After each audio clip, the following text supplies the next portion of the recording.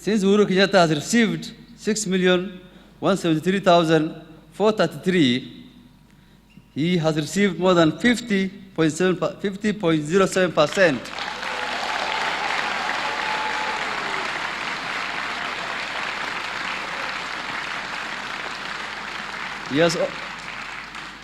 He has also received more than 25% in at least 32 counties.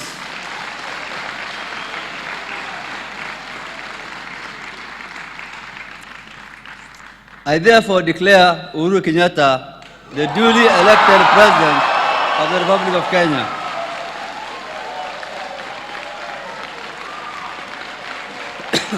Thank you and God bless you all.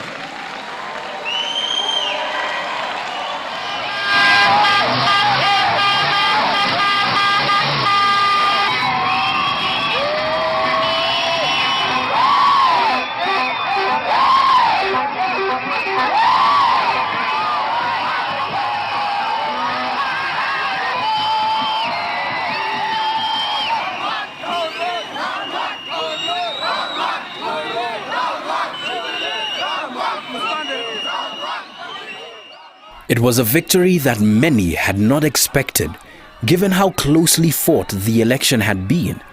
There he goes. Accompanied by his wife Margaret, Uhuru Muigai Kenyatta, William Samoei Ruto, and members of the Jubilee Coalition. Everything about the election of Uhuru Kenyatta felt as if it was meant to be.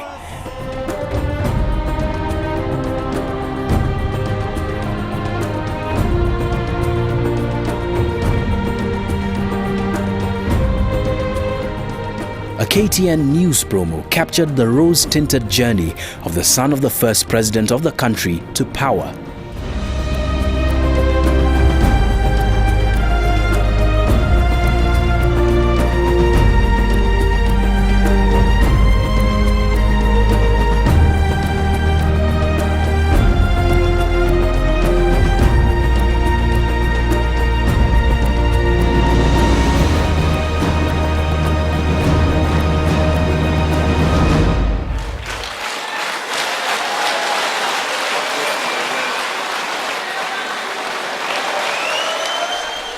But as Uhuru Kenyatta and his running mate William Ruto rose to speak at their election command center,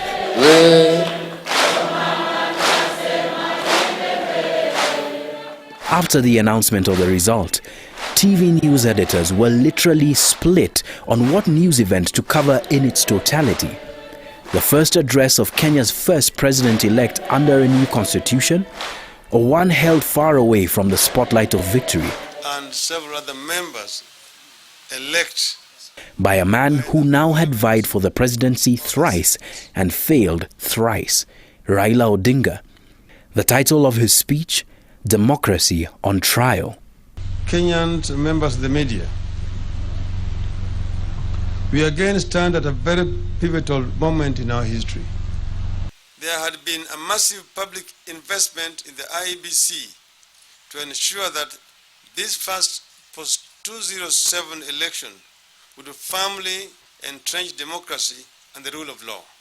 The commissioners crisscrossed the world to study how our best Kenyans would have a credible election, which would allow them to support their new president, whether they voted for him or not. Now, it is clear that the constitutionally sanctioned process of electing a new set of leaders to take us to the next level has been thwarted by another tainted election. There was some finger which was influencing the results. And we managed to get some people who were involved in manipulation of these results. I have no doubt in my mind that security agencies just collapsed it, just made sure it didn't work, so that they can now go back to the normal thing. Because you see, if electronic transmission had not failed, what that would have meant was these are the forms that will now eventually come through the system, right? At the National Tallying Center, right? it was then possible to rationalize the numbers to see what came through the electronic tallying and what has now come up through the Form 16A or 34A was matching. Now that is what nobody wanted to see happen. After the results were announced, I said that democracy was on trial in the country because we knew how the results had been manipulated. By this time, the inner sanctum of the Accord coalition was ready to go, given what they saw as massive evidence of fraud at their disposal. An electronic voters device that failed to identify people across the country, a results transmission system that had also failed, a seesawing of rejected votes that at one point in the election was being called the ninth candidate, one that had threatened either one of the two top presidential candidates' ability to cross the 50% plus one threshold, and the 43% of the electorate that had voted for CORD behind their candidate. But they had one more advisor, one who came from within the ranks of the institution, whose credibility CORD was going to challenge at the Supreme Court. They had James Oswago. In a series of conversations with a confidant from within the CORD coalition, who we are calling Mr. X, Oswago gives advice to the coalition based on what he saw unfold during the election. This conversation took place in the early hours of March the 8th, a day before the election result was announced. So, you do advise her. You watch him.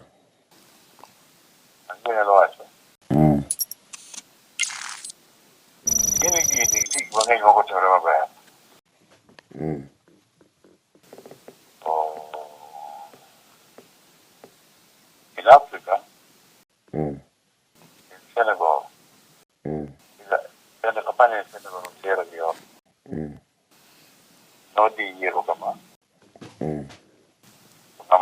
number D, where the coach, the money to be number A. I put no year, what do you bet more? What do you mean? I think you're aware of that. Yes, I'm aware. You're also aware in somewhere Latin America, in Haiti, again, somewhere, one of those countries. That's, one of things. Yes. So in my view, it will not be abnormal. Can't be good reason to say Imagi Okote Mekari. Therefore, you are seeking a Supreme Court to think. And given that night a new constitutional dispensation, and given that the outcome is not clear cut, apparently the Supreme Court would find the easiest way to settle this thing, and there is provision for RERA, go for it.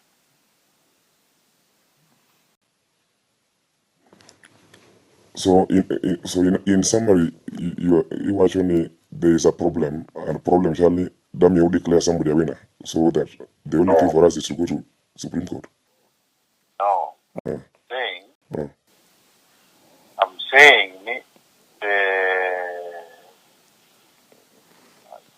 are things the entire election motive nothing normally, for example, number one. Candidate do gubiro kamanewa kuana kura. Yes. Kama ultimate verification. Yes. And Okinyazi ebo ngato. Mburu maneno ma interview your process. Odwa maneno ni gimiti mono iti menani. Here from somewhere, you cannot do that. You can demonstrate. Ningat was interfering with the process.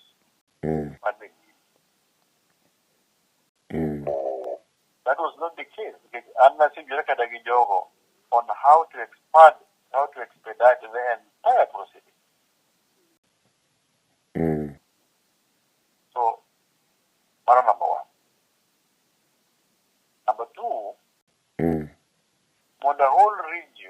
a region not support a particular candidate, will be turnout on average is 97 to 98% across a very vast geographical coverage. You have to demonstrate that there was something not peculiar from this one of the James Oswago's claims referred to the expulsion of all political party agents, Jubilee party agents included, from the National Tallying Centre once counting had begun. The versions of what this meant vary depending on who you ask. Raila Odinga made reference to this later when in Kisumu he said that the military had helped take this presidency. Is that something that you agree with? No, he said it, he put it this way, that it was like a military coup, where the process was subverted. And for me, having been there and being thrown out, and at that time I was a cabinet minister, let alone being an election agent. Raila Odinga made his comments in Kisumu about the elections being something of a militaristic takeover. You made a very angry, not angry, but very impassioned response. The very fact that even people like us who were appointed agents had difficulties with getting entry, Raila drew the conclusion that it was like a military coup, and I agree. When the party agents were thrown out, who did that? Under whose orders, and why did it happen? Just for clarity's sake. Agents were not thrown out of the tallying center. They were relocated to another office. We gave them a boardroom. The plan was this, Alan. The plan was that they will sit here and they will watch our officers do the tallying. And then they will be given a copy each of the results before the staff bring it to the... Remember, the commissioners were in a lounge. If you know the layout of Bomas, we're in a lounge behind the auditorium, while the secretariat was in the main tallying center. And they were into groups, 10 groups. So they were each scrutinizing the results and doing their correcting before they bring to the commissioners. So before they bring it to the commissioners, my instruction was that we give it to them and they keep it for half an hour. They go through it. If there's any objection, the chief agents was to bring it to my attention. So what they did is that they said, no, we must also countersign the forms. They created a space for themselves, not known to law, where they now started now signing as agents, as chief agents, saying, okay, now we approve the result. They basically were saying, you cannot announce anything until we approve the results ourselves. And that's not the way it works. Oswago's advice to Mr. X in these conversations, it would appear, formed what would be the thread that the Code Coalition was trying to knit between its grievances and the victory of Uhuru Kenyatta and the Jubilee coalition. At one point, Mr. X tried to convince Oswago to give his testimony in what would be the Supreme Court petition.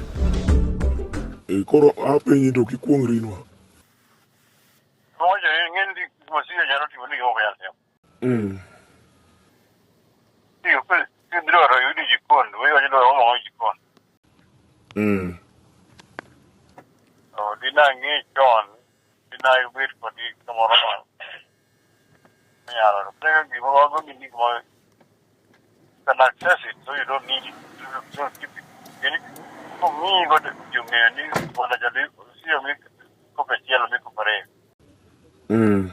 want to make sure you don't but money boy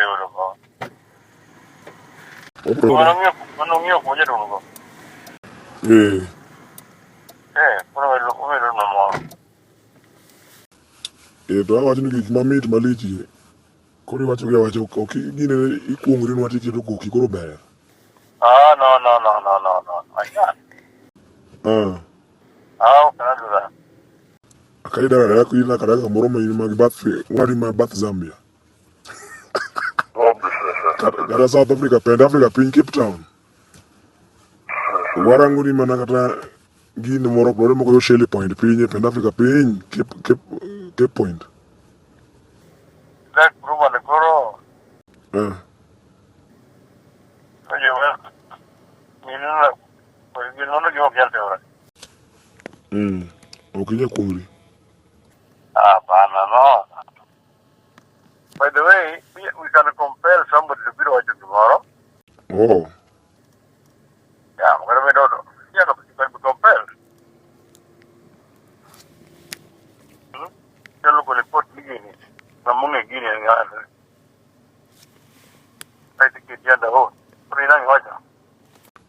Kuro wanya kitu nga tomorrow and oath.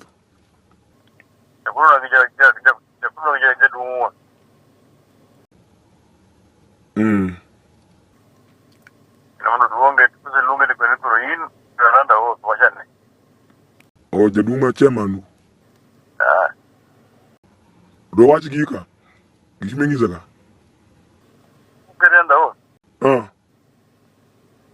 Somali possible. Mimi bwana nimejia limo kabisa. So, uko mucha kwenda chaka nyingine ilmakiri hapo tukoro hapo.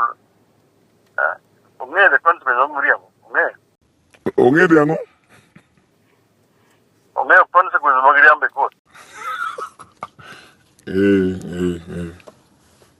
Hiyo kumakia consequence maya nyaro ya bari. Hiyo munge. Oriambo kabisa. Dan iko keri benyara andrai kita kona dundu matin. Ni gino ukodwa kit 1 2 3 4 kana bicha rawi. Kita gonya landra kada omo kibro ndikoro ngomaro omo kadiye.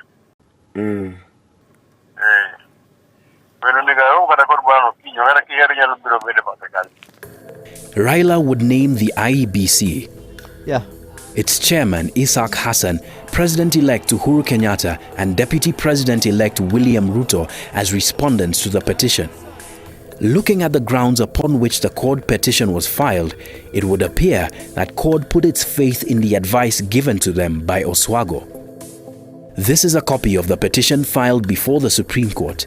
In it is the basis upon which the petitioners filed their case. The coalition claimed that the IEBC had improperly registered voters for the 2013 elections, that on the basis of a failure of the electronic identification and results transmission systems, the IEBC had failed to conduct a free and fair election.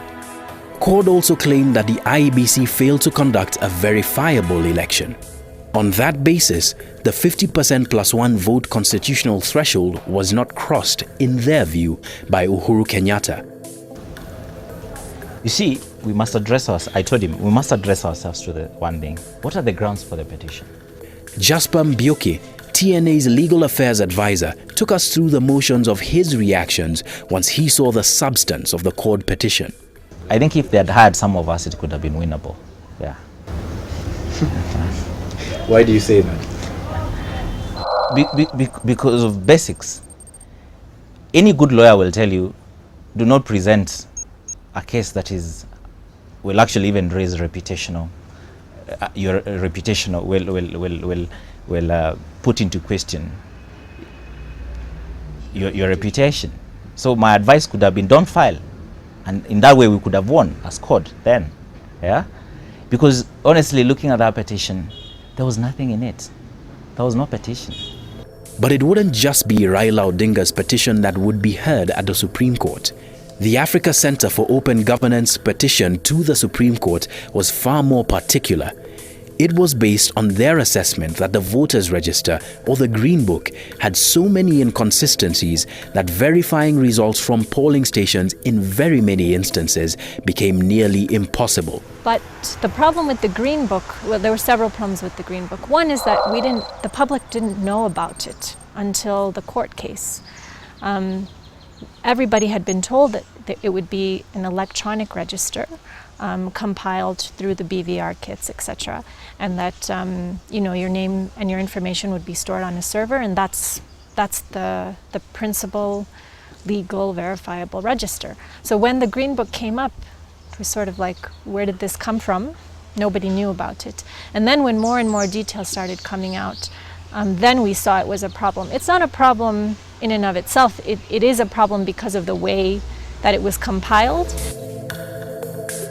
Dennis Itumbi, who is now the Director for Digital Development and the Diaspora in the Office of the President, alongside Moses Kuria, also filed a petition seeking to nullify the effect of what, in the words of Uhuru Kenyatta's lawyer Fred Ngatia, was candidate number 3, rejected votes. When the spoiled ballots were counted, the reason why as a party and a movement we protested was because, of course, there was a chance of a rerun if those spoiled votes went on to count.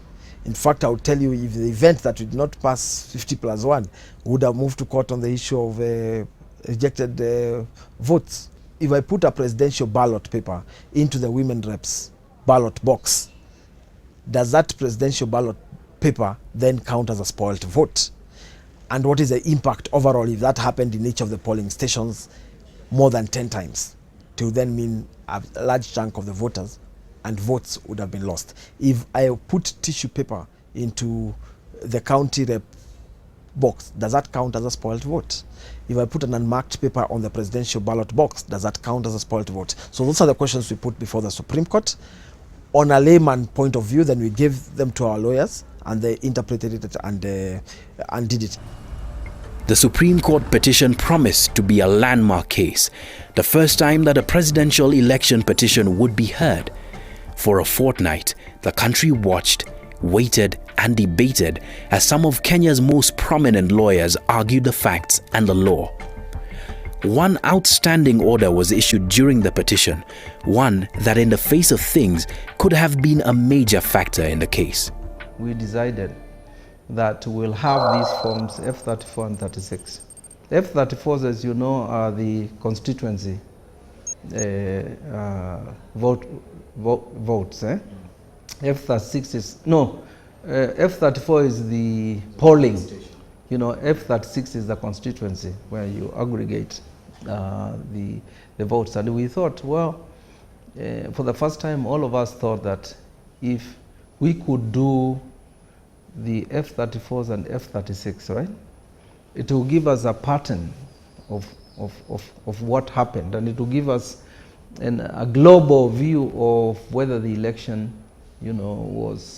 had any malpractices and so forth. The bench ordered a scrutiny of the results from all polling stations, as well as a retally of the results in 22 constituencies picked from across the country. There were many, many different kinds of problems with Form 34. These ranged from the numbers on the forms not adding up. So in one case, I remember I saw votes cast 0, rejected votes 170, valid votes 170. Now, how do you make sense of a form like that? If, in a substantial way, the numbers here didn't add up, it was assumed by many then that the election result would not hold. Since the petition, governance NGO, the Mars Group, conducted its own audit of the election's paper trail. There's an audit that's been done by Mars Group that says that 2,600 forms were missing. Form 34s were missing at the time of the announcement of the election result. Is this true? And if it is true, why did you announce the result when without all the results from everywhere? You see, you either choose to believe Mars Group or to believe IBC. The Constitution and Article 88 gives the IBC the mandate to conduct elections. It is our duty to do that. Mass Group or Africoc were petitioners in the Supreme Court. So I think when you are listening or getting information from them, you must take it with a pinch of salt. We took IEBC Chairman Ishaq Hassan's advice. We chose to look into things ourselves. The paper trail of the March 2013 presidential election is long and difficult to follow, but in so doing, we now have printouts of Form 34s from across constituencies in Kenya. These Form 34s we were able to print out on the basis of evidence that the IEBC presented to the Supreme Court during the Supreme Court petition after the election. A Form 34 looks something like this. This is what the principal document upon which a presidential election is decided looks like. Now, while we were looking through these Form 34s as well as Form 36s, which are the tallies of the Form 34s, we discovered inconsistencies that may help us and Kenyans as well understand just what happened at polling station level on election day.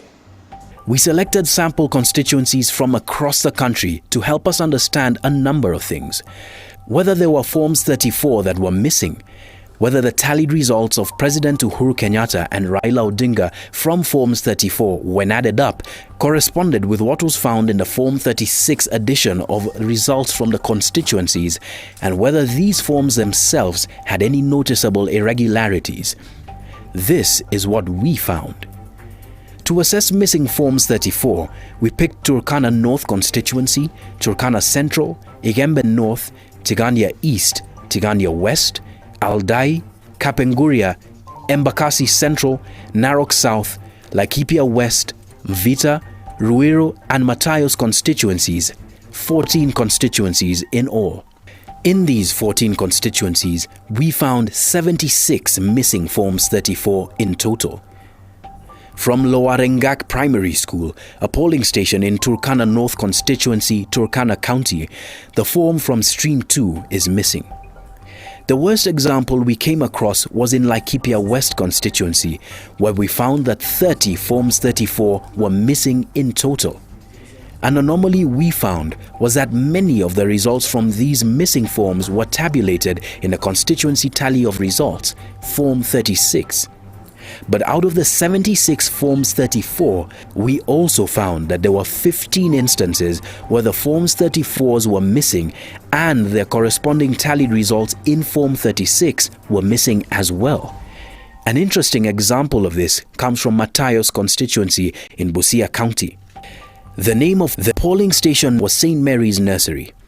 Not only was the Form 34 from this polling station missing, and absent from the tally in Form 36, the Form 36 itself appears to have been drawn by hand. Interestingly, there are two copies of this Form 36 for Matayos constituency, one drawn by hand, the other printed out. In both of these forms, the result from St. Mary's Nursery is missing. Both forms also bear the IEBC stamp. Which one was used when announcing the final result for Matayos? The forms we had a chance to look at were what the IEBC presented to the Supreme Court. A senior member of the IEBC Commission Secretariat, who was at the National Tallying Center, who spoke to us confidentially, corroborates this. On missing Forms 34, he says this, quote, "We would receive forms, but after counting, some forms went missing," end quote. There were many missing forms altogether. There's no Form 34 for at least 80 polling stations. In the scrutiny that we observed, now we weren't able to observe all the stations where scrutiny was taking place, but of the ones that we saw, we counted at least 80 missing forms. So now, and I'm sure you know the Mars Group did its own audit. The Mars Group found approximately 2,600 missing forms. How have you announced a result without every single form being turned in? All the results now are in the website. All the results from all polling stations for every election from president to county assembly. Go to the website and check and click on the results. You'll see the entire results which we gave to Parliament. And nobody has come back to us and told us that anything is wrong there. No form. In the scrutiny ordered by the Supreme Court, there were also missing Forms 34 noted, with results missing in the Forms 36 of 75 constituencies. Jasper Mbyoki observed the scrutiny as a representative of TNA, while Dr. Seema Shah was there on behalf of AFRICOG. I saw nothing that was irregular in the scrutiny exercise. The only thing that was irregular here, there, well, maybe it was not stamped or the signature is below the line. And those are normal challenges of any exercise that is carried out by human beings. But largely, the exercise was way above board. You had changes made to the form without an authorizing signature from the presiding officer. You had forms where votes cast were greater than the number of registered voters for that polling station. So that actually, over 100% turnout is illegal. So how do you resolve those forms? We also saw forms that were missing the names of certain candidates. Obviously, if the equivalent of the 16A form is missing, that is a matter for concern. Not necessarily so much in the actual calculation of the result, but in the credibility of the process. Ultimately, an election is as good as the people think it is. These are the Form 34s, and this is our own. The inconsistencies with missing forms also points to variances in the number of polling stations. Publicly, the number of polling stations that the IEBC said that Kenya had were 33,400. However, by the end of the election, that number had shrunk to 31,025, as evidenced in the Supreme Court. We sought answers on why this would be. In a text conversation with IEBC Chair Isaac Hassan, I asked him what the true number of polling stations during the March 2013 polls were. He responded and said that they were 31,983. This figure differed from the 33,400 that the public had been told was the actual number of stations, so I pressed on. This was his response. Some stations were merged due to budget issues, while others were merged after recording zero or minimal numbers. I asked whether the country had been informed of this change and when this had happened, also asking why his number differed from the originally announced 33,400 polling stations and from the 31,025 polling stations evidenced in the Supreme Court ruling. Isaac Hassan didn't respond. This may have something to do with allegations made by James Oswago in his conversation with a confidant from within the CORD coalition. About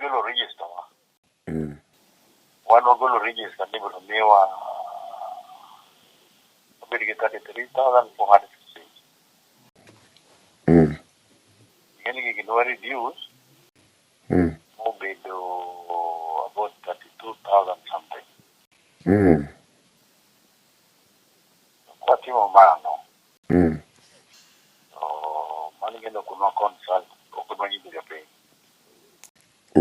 Multi internally.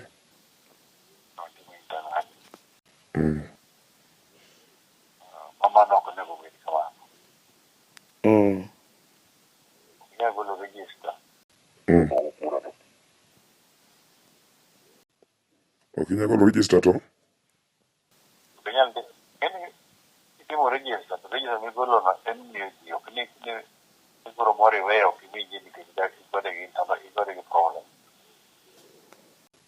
Kurang yung register man yung golo niyo kemana omiji. Mano atiyo go ke mano miyo kumano wa nizo. Emo meno ngo ka kwende moko. Nemuli maunugo opore nemuli mawanugo. Isn't that one should be wrong? Mancore is not known on public domain. Public domain of me, but you see, now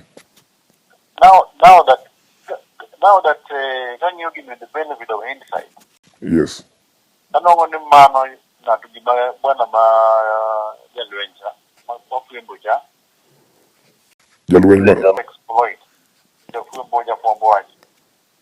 Again, you know, I discovered that you give timbre and because only register mumeo o kemawanko. And mamu nembe ni mona nogi wendo gi gibiro no mopogore to kana okonya justify ni gibo churo no wacho no the only way kuro gi ndo wanyalo no kako nyalo tim kada ka pokoromo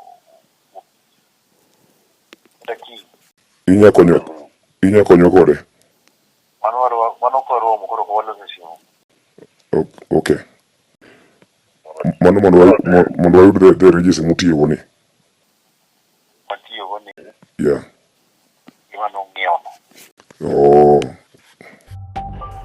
The IEBC told the Supreme Court that it did have more than one register, but that this was lawful, a fact with which the Supreme Court bench agreed. In all, the IEBC had 5 registers that it had compiled prior to the election.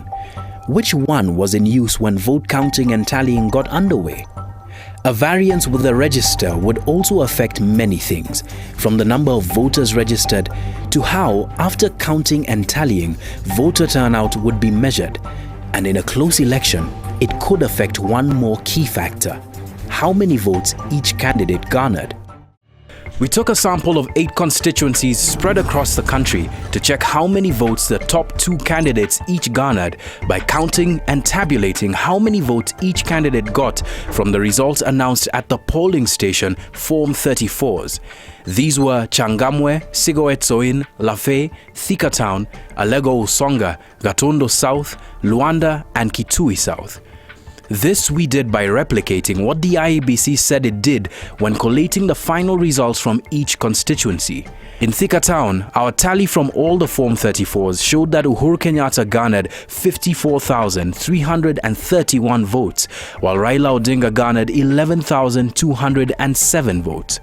In the Form 36 for this constituency, announced as the final result of the election, Uhuru Kenyatta had 71,358 votes, 17,027 votes more than he had as compared to our count of his results as noted in the Form 34s for this constituency. Raila Odinga's final tally had also grown by 5,182 votes to 16,389 votes. The number of registered voters in Thika Town constituency had also grown from 78,103 to 103,467 voters, a difference of 25,364 voters. But the inconsistencies were not just in Uhuru Kenyatta's strongholds, they were widespread, including in Raila Odinga's strongholds. In Alego Usonga, Siaya County, the variance is also quite wide. In our tally of the principal election document from that constituency, the Form 34, Raila Odinga had garnered 29,764 votes as opposed to Uhuru Kenyatta's 42 votes. But in the Form 36 tally of results that were announced as final results at Bomas, Raila Odinga's tally had grown to 66,380, a variance of 36,616 votes. Uhuru Kenyatta's tally grew to 192, a variance of 150 votes. The number of registered voters in our tally of all the Form 34s from Alego Usonga stood at 31,925. In the IEBC tally, that number stood at 72,112 registered voters, a variance of 40,187 voters. The other constituencies had more modest changes by comparison. In Changamwe constituency, for instance, Raila Odinga's vote tally had shrunk from 27,696 votes in Form 34 to 27,552 in Form 36. Uhuru Kenyatta's tally remained the same in this constituency. After we won the case on the rejected votes, we did not go to the IEBC to amend the results, because the Supreme Court ruled that we have ruled they should not count, but it's up to you now to petition the IEBC to remove from the count the rejected vote. So as we stand, the 2013 vote election result was declared with rejected votes, and it stands as such despite our win in the Supreme Court. The scrutiny took 3 days. At the end of it, the report that emerged was that while the retally of 22 constituencies had been done, just 18,000 of the 31,025 polling stations had been scrutinized. Closing arguments were made, and the judges were now faced with what possibly was the biggest decision that any bench would make on a political process in Kenya. Everywhere, the mood was tense. The story was that in the Supreme Court, 4 people were accorded, right? And there were 2 Jubilee. We happen to be judges who represent the big 5, you know, not the animals, but the communities. And even Ibrahim, who is a Somali, he grew up in Luya country, so he's pigeonholed as a Luya. And we knew that everything will be looked at from the perspective of ethnicity. And that's why I said upfront that we knew that whichever decision we came up with will be attacked. When the president made his calls at that time, after every day of court, and wanted to find out how the case was, despite the fact that he was probably watching the case proceedings, when he called, he was sincerely finding out what are the chances, is it still in course, or should we prepare to go back to an election? He was not clear himself about whether or not the president-elect at that time was not sure, other than the surrounding of power that had come to his life in terms of cars, the security guards, and the change of his life. He was still not certain.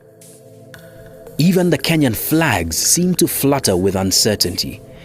These symbols of national unity seem to reflect the enormity of the decision that lay ahead of Chief Justice Willy Mutunga.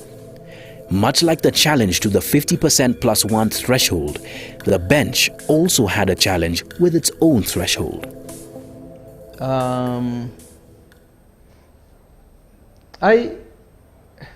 My fear, to be quite honest, was a decision that was not unanimous. Although I didn't express it, I didn't express it. But we also knew that if we differed, right, and there was a majority of 4 against 2, or was 3 against 3, we had to sit down and conference and argue. Because when you differ, you are differing on either the analysis of the evidence, either your interpretation of the law, okay? You can also differ on the issue of certain principles, especially when it came to 50 plus 1. We are the first court in the world to deal with that issue.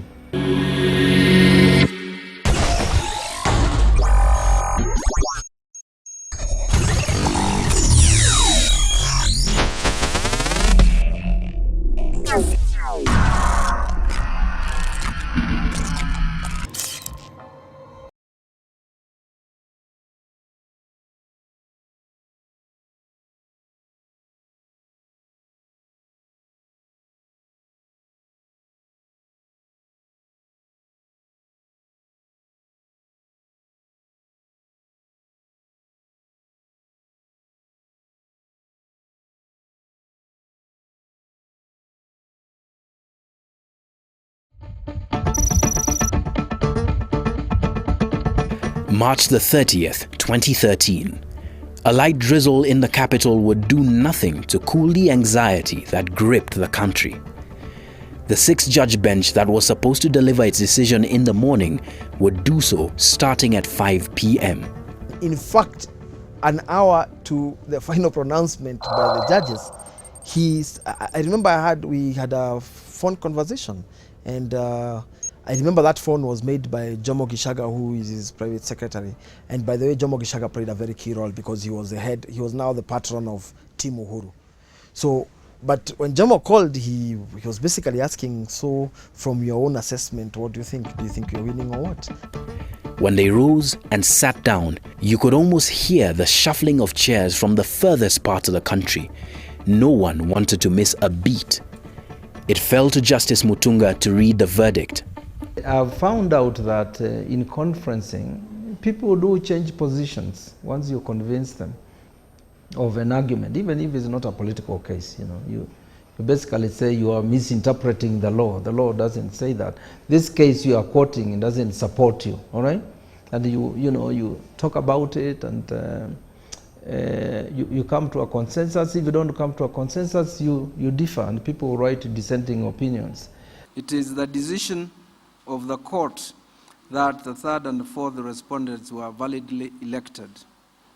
As to whether the rejected votes ought to have been included in determining the final tally of votes in favor of each of the presidential candidates by the second respondent, it is the decision of the court that such rejected votes ought not to have been included in calculating the final tallies. 3 minutes, 3 minutes, nothing seriously written. I've told you when I went round, there was a unanimity, and I basically yelled loudly, Alhamdulillah. We didn't have to go to this other session, which is tricky. The Supreme Court said that they didn't see any conclusive proof that things had been manipulated one way or the other. But at the same time, AFRICOG's position was not to try and say, we don't agree that this person won and this person lost. We were trying to say that the process itself was not transparent and verifiable, and therefore it didn't live up to the constitutional standards. Everybody could see there was something amiss. It was written, it was all over in the air. But for it to have taken only 3 minutes, and it was unbelievable. These elections were free and fair. As Attorney General Githu Muigai rose to thank the court, at the edge of the camera's glare, Dennis Itumbi and his co-petitioner Moses Kuria smiled quietly to one another and firmly shook hands. Their goal had been achieved. Uhuru Kenyatta was elected president fair, square, outright, and he is a president by the choice of a majority of Kenyans. There was no petition. There was no petition. Actually, I went through that document and asked my boss, boss, there is no petition that I have seen, but I think I must be missing something. Yeah. What did your boss say? Really? Okay, just go back again and check. Yeah. Perhaps we thought we had been served with the wrong documents. Going by the media hype, I'll actually call it the build-up to the grand petition that never was. To this day, Raila Odinga believes that he was denied both by the electoral system and by the courts, something that he says he sensed at the beginning of the case. When the affidavit was thrown out, did you then think that the die had been cast? Definitely, because you saw it going there. One, when they threw out the affidavit. Two, when they refused to allow Professor Yashpal Gai of Katiba Watch to be a friend of the court, Amicus Curiae, and also the chairman of the Law Society. They also refused him to be a friend of the court, but they allowed the Attorney General to be the friend of the court. Those were indications the direction in which the case was going. In Kenyan politics especially, I think people only win, they don't lose. So that if you lose, you look for every available constitutional loophole or political loophole to ensure that you make people believe that you lost. So basically that you did not lose, you're actually the right winner. It was also vindication for the embattled IEBC, especially given this pronouncement of the bench on the request that there be a retallying of the election result. Petition number 5 of the consolidated petitions is hereby dismissed. Petition number 4 of the consolidated petitions is hereby dismissed. You observed that scrutiny. Do you think that what we heard in the public was a true representation of what you saw? No, it was not. The report that was given to the Supreme Court justices did not reflect the majority of what we saw. I was the legal director of the Uhuru Kenyatta presidential campaign, the Jubilee presidential campaign. I was also the legal secretary for TNA. So I was actually at the nerve center of any legal process that was the election, the 2013. I was part of it, scrutinized every single document that had been contested. Yeah. And what I can tell you for sure is that the election was free and fair to the letter. But there also were many areas in which both top candidates had votes subtracted from their tallies. You know, they affected both candidates. When we ran the ERT data against the polling station data, we found the most inconsistencies for President Kenyatta and for Raila Odinga. And they were both impacted quite severely, missing votes. So it's hard to say, you know, that one was affected more than the other, because across the board, even in Forms 34 and Form 36, there are some places where, for instance, I remember one constituency where Raila was, from Form 34 to Form 36, he had somehow lost 400 votes. In another case, President Kenyatta had lost somewhere in the range of between 600 and 800 votes between Form 34 and Form 36. So the thing is, it's impossible to tell what actually happened unless we have a complete record of Form 34. This by no means is a full audit of all the constituencies across the country, but it does help in understanding a number of issues that took place during the election. Problems with using different registers, as the IEBC seems to have done in 2013, leaves the door wide open for fraud. The pattern that seems to emerge, not just with Uhuru Kenyatta's or Raila Odinga's votes, but with the votes that Musalia Mudavadi garnered from Vihiga in 2013, is one that was apparent to Johan Kriegler when he audited the elections in 2008. You would find that in Odinga's home territory, there were a large number of polling stations reporting well over 90% turnout. In many of the Kibaki territory polling stations, large number of polling stations reporting over 90% turnout, which sensible, common sense electoral administrators know is strong evidence of ghost voting, ballot stuffing, personation, something wrong. The process was inherently defective at the polling station level, the reporting level at the constituency level, and then ultimately the recording at the central level was itself subject to major arithmetical errors. Martha Karua, who was among those who campaigned vigorously for Mwai Kibaki in 2007, acknowledges this as well. A repeat of major political parties getting involved in serious irregularities. You see?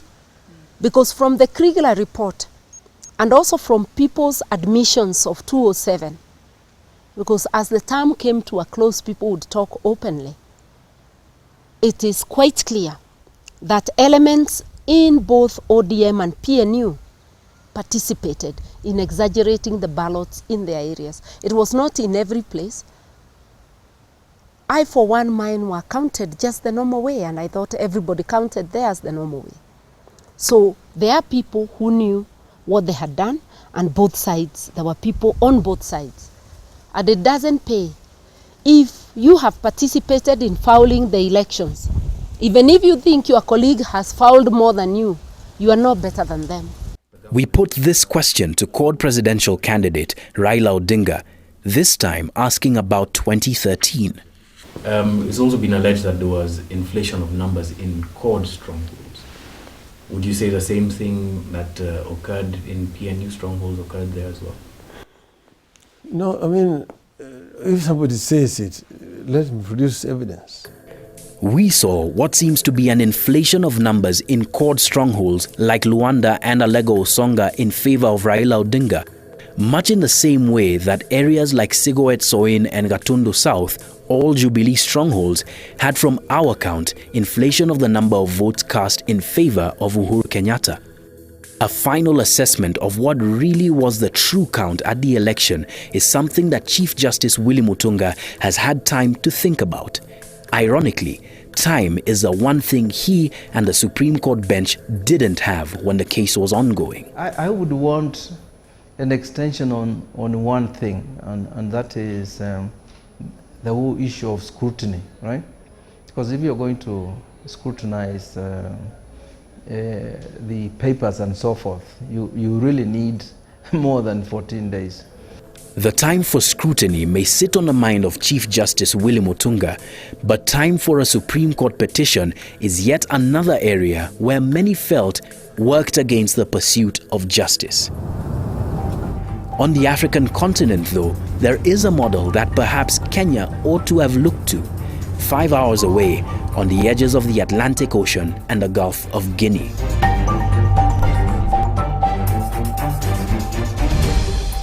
In terms of the hard statistics, Ghana's and Kenya's elections could not be more similar. For instance, there's a number of registered voters, the number of polling stations on voting day, even the number with which John Mahama, Ghana's current president, crossed the 50+1 threshold, 50.07%, similar to the margin with which Uhuru Kenyatta crossed that similar threshold.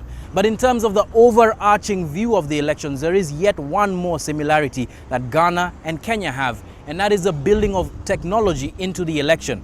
That, of course, later on led to the failure of the electronic voter identification devices in Ghana and Kenya on voting day, the challenging of the electoral result, and a subsequent Supreme Court petition. But in terms of the process of the handling of the Supreme Court petition, that's where the similarities between Ghana on one hand and Kenya on the other end.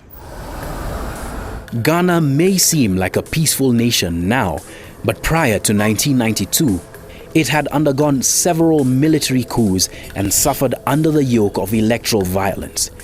Ghana's story since the 90s has been markedly different. A continual push to perfect the culture of constitutionalism has seen Ghana stride ahead of its neighbors, especially in the manner that it has conducted its elections. This one? Dr. Kwadwo Afari-Gyan took over the reins of the Electoral Commission in 1992. But he too witnessed something new, as the election of John Mahama was challenged by Nana Akufo-Addo going to the Supreme Court. Naturally, he would be a key witness in this case. I was in you're talking about 14 days for the Supreme Court to determine the case in Kenya. I was in the witness box for 14 days. In Ghana, I was in the witness box continuously for 14 days. Dr. Afari-Gyan puts into perspective just how inadequate 14 days to make a ruling on the Supreme Court petition seems. While he is careful to remind us that Ghana and Kenya have different rules when it comes to petitions, his comparison is the one thing that the legal minds who are on both sides of the Supreme Court petition in Ghana are able to agree on. The weaknesses I would have identified there is the hasty manner in which the case was disposed of. I do not think that the rules of natural justice were rightly served in that situation.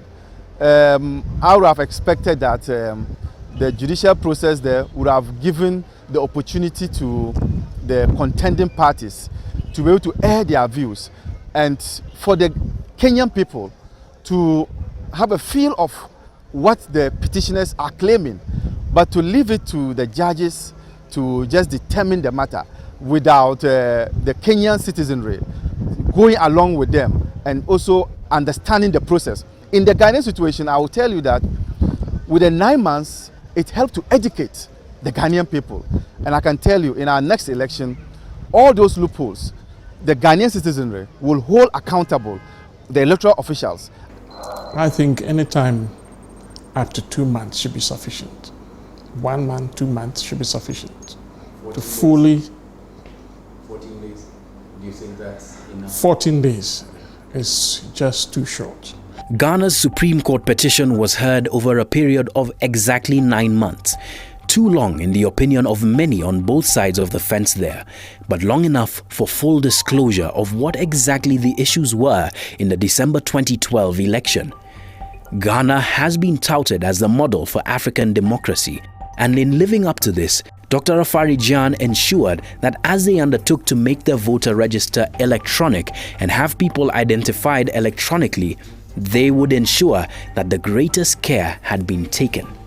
Unlike Kenya, they had 6 months to register, check, and clean their voter register.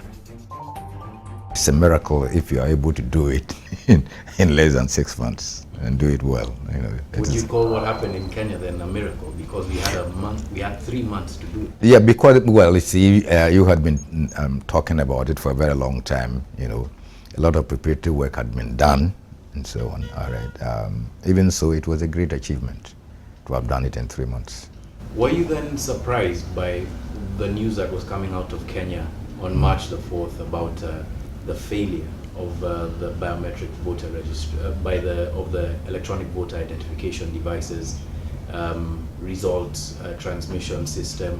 Did that surprise you when you heard about it? Not really. Not really. The ideal thing is to, if you want to introduce any new technology, is to have enough time to test it, right, and make sure that it will work.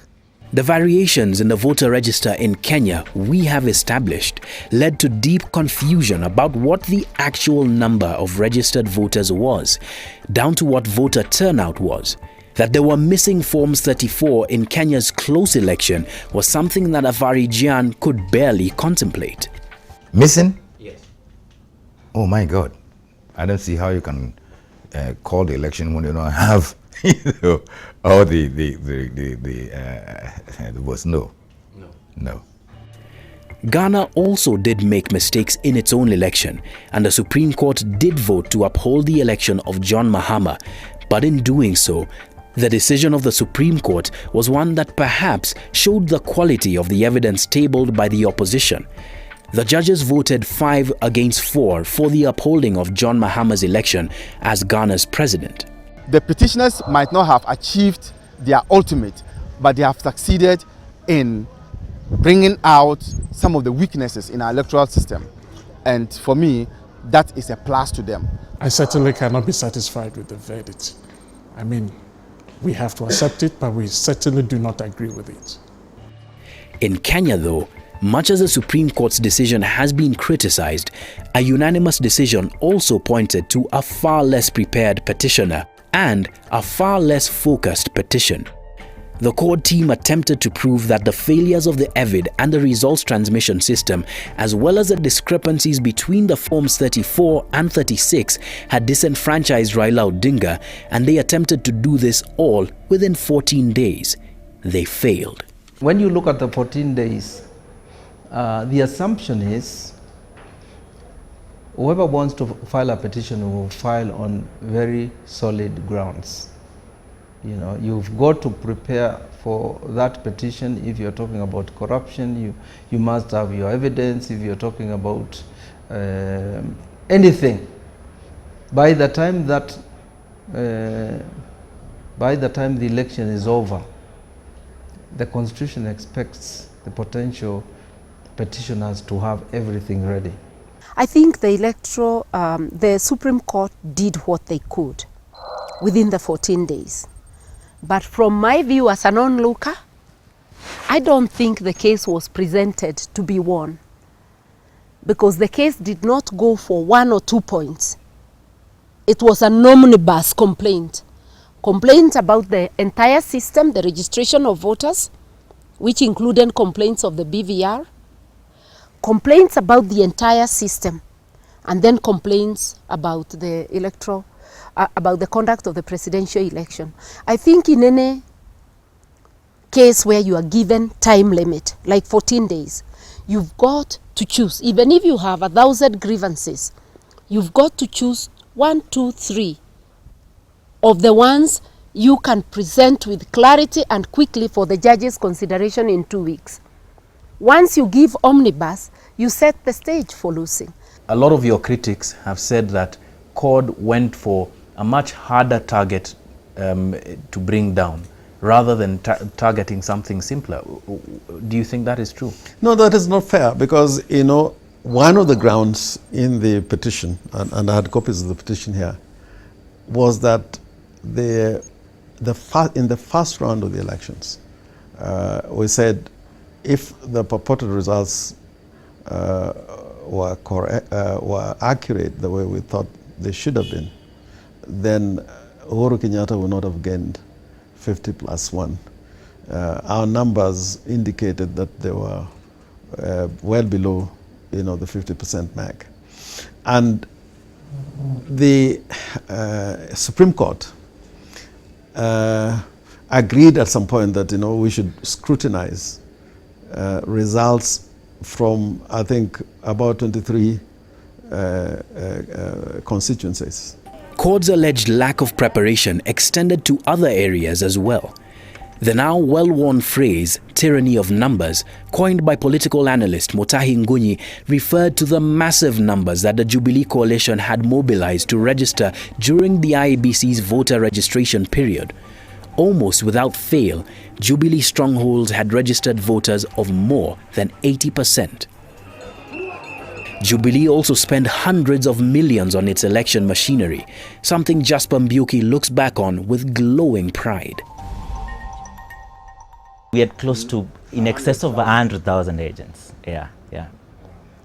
And if you look at our overall strategy was very simple. You must know your business. We realize that we're in a political enterprise, and one of the key requirements of this political entity is to ensure that we have capacity to handle an election. Presidential elections is not child play. It requires huge investment in regard to time. It requires huge investment in regard to training. And that is why we're able to tap into the best brains in our market as it is. Yeah? People that had a previous experience in electoral management who are then guiding our electoral process. Yeah. Who are those? Our process was led by the dynamic duo of Winnie Gushu and Davis Chirchir. The technical experts. I was tasked with coming up with what you'd call the secret arm of the campaign. What is that? A good battalion that's going to either a peace mission or a war mission must have the front end and the back end. How did we map out Kenya? We did not sit down and say we needed to focus ourselves, at least on our team. You know, there are several teams, but on our team we did not sit down and say we needed to focus on this. We just bottomlessly just said that the majority of the population that has registered as voters, and that is, by the way, in 2011, that's when this started, we decided that the majority of the voters were actually young people. We even saw that in the 2013 election, 2012 election at that time, the people who would vote were people who were excited about voting. So we focused mainly on people who had just left school and were either planning now to join college or what, and then we said, where are these people? We took turns in sending an analyst to go and participate in that debate, but there were also, on each of those debates, and I think there were 4, there was a representative from TNA, and there was a representative from ODM, I believe. And these were both members of parliament, or at least one was a member of parliament on the TNA side. And there were a couple of different people who came to represent ODM. At one point it was somebody who is now a member of parliament, previously. And on all occasions, because I was there in the studio, the representative of TNA said, whatever these results are showing, we are going to win on the first round. Ipsos Synovate researcher Tom Wolfe has a personal experience of his interaction with the Jubilee election juggernaut. His recollections on this take him back to the 4th of March. I was talking with one of the Jubilee campaign team members. I remember before the election, I won't mention his name. And he said, we are going to ensure that everyone who is prepared to vote for us on election day votes. We have assigned vehicles to every constituency.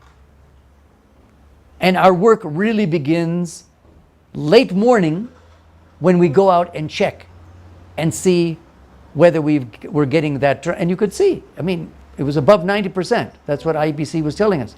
I was moving around on election day in Central Province, and by 1 o'clock in the afternoon, I was asking, can I find anybody, many people walking up and down the roadside and so on and so forth. It's a very pleasant day, nice and sunny. Can I find anyone without ink? They laughed. They said, they pointed at kiosks. They said, people, you can't even go and buy bread or milk for tea if you don't have ink. We won this election at 6 a.m.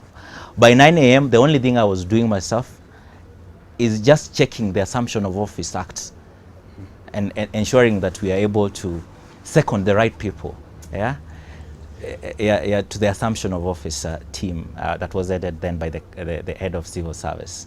If you look at the ELOG report, in over 90% of the polling stations, political party agents, and you had party agents actually in not one of the polling stations that we had an observer, did we have a report that political party agents were not present, right? So you had political party agents for most of the major parties stationed at the polling stations. And in over 90% of the polling stations, the political party agents, all of them, signed onto the form, the results form announced at the polling stations. Yes. Right? So they trusted the results of those polling stations.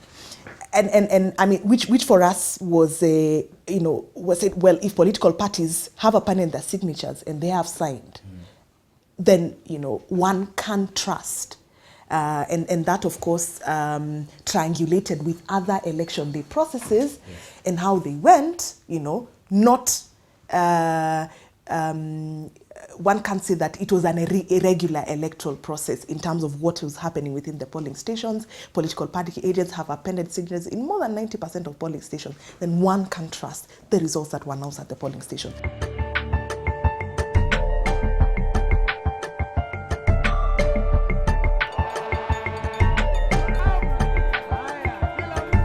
Still though, the election of March 2013 cannot escape the tag of one in which failures by the IEBC made it come off second best. After the 9th of March, the court system was inundated with over 140 election petitions, excluding the presidential petition. From gubernatorial elections right down to the county assembly, many of these petitions pointed to inconsistencies between the votes as announced at the polling station and those announced as final results. The overturning of Mathare MP George Wanjohi's election serves as a good example of this. The three-judge bench hearing the case overturned the election because varying tallies released by the IEBC returning officer could not identify who the real winner was. The judges in their ruling said, quote, "In view of these conflicting figures, we cannot therefore declare the first respondent as a winner as we were urged to do. As a matter of fact, we are unable to determine who the real winner is." The statement by these judges rings with eerie familiarity to a statement made by the late Samuel Kivuitu in 2008 when asked whether he knew who won the 2007 election. If you go back to the Kriegler report and read his findings on the register and on the counting and tallying, you will see that we essentially had 2007 again in 2013. We just didn't have the violence. IEBC chairman Ishaq Hassan doesn't agree with that statement at all. In fact, he has an award that to him is an expression of just how well the IEBC performed. The award I got from London, ICPS, the same civil society, AfriCorp, were actually raising objection. They said I don't deserve an award. My own countrymen. I actually was amazed to hear that our electoral commission had received an award, and I thought that was a joke of the year. You see? And until they themselves admit that there are shortcomings which need to be worked on, because they too, like us, are Kenyans. They need a credible, free and fair elections. We need stability as a nation. Until they admit that there are things that need to be done, then we are not on the way to having free and fair elections in the country.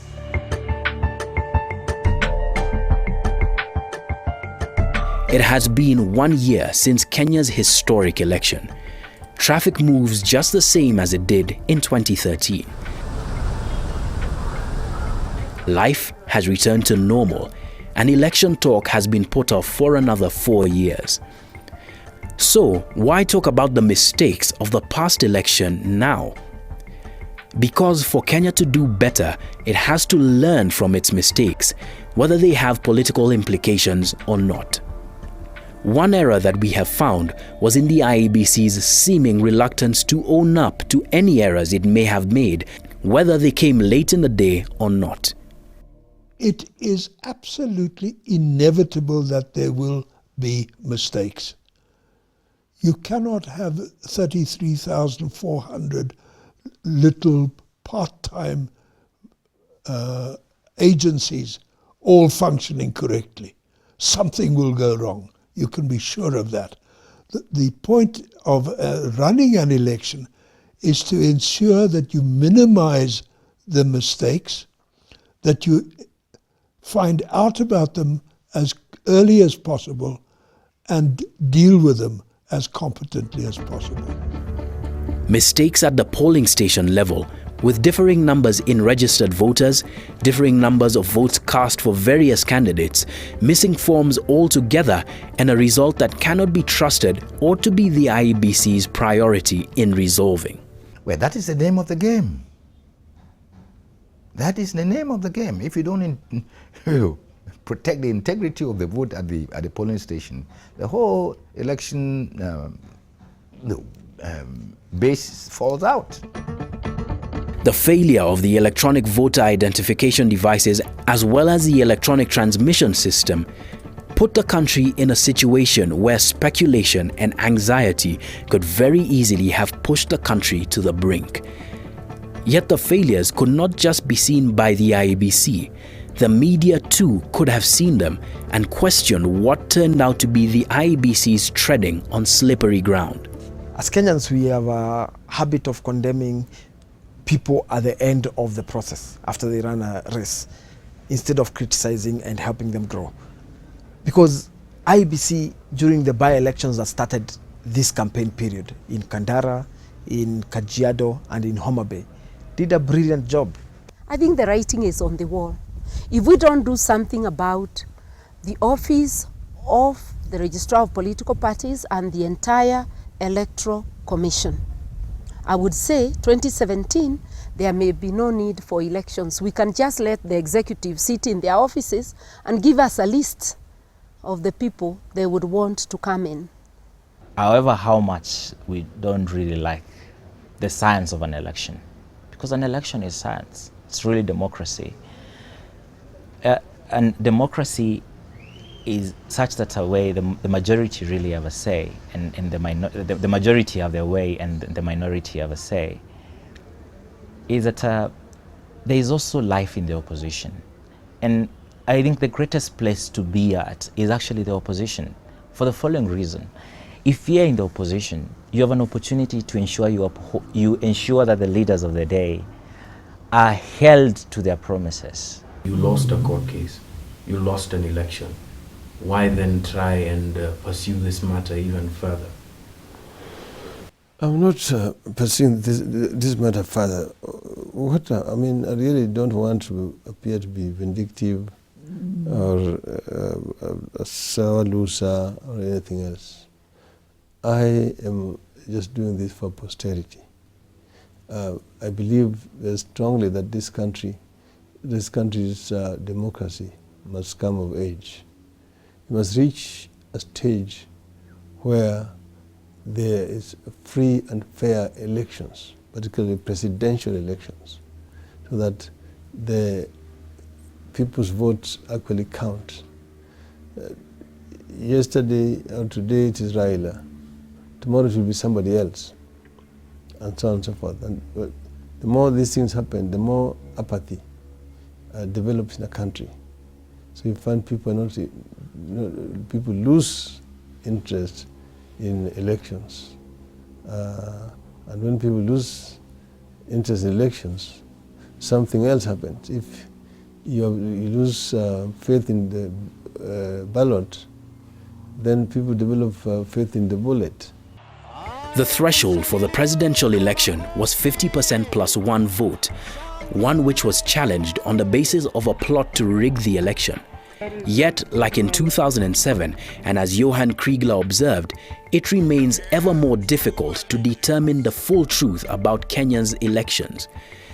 We found evidence of mass irregularities and hidden information that have muddied what ought to be a clear view of who Kenyans chose to represent them at all political levels, and symptoms of an electoral system that still needs fixing. The nation must know that the IEBC has failed. But that the question of electoral malpractices still lingers points to something that likely all Kenyans know, but haven't yet admitted to themselves. Action taken would deter the next person. But because we tend to sweep things under the carpet, then people behave the same way.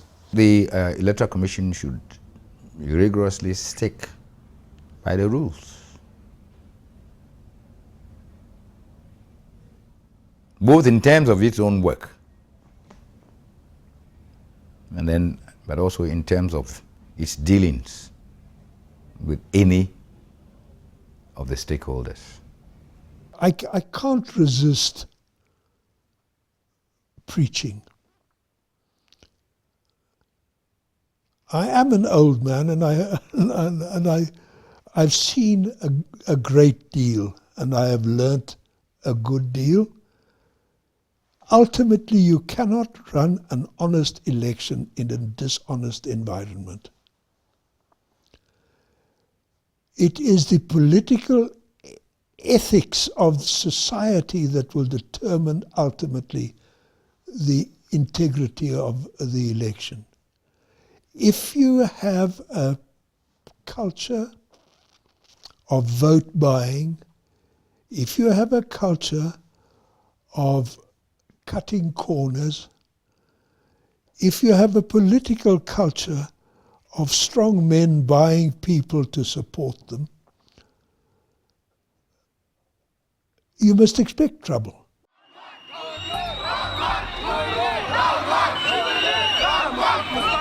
"50% plus one is a political threshold for a political race. But without a culture of honest politics, from those vying to those voting, can Kenya really outpace its past? That question will face Kenyans again in 2017. What the answer to that is, only Kenyans can decide. John Allen Amu, KTN, for The Inside Story.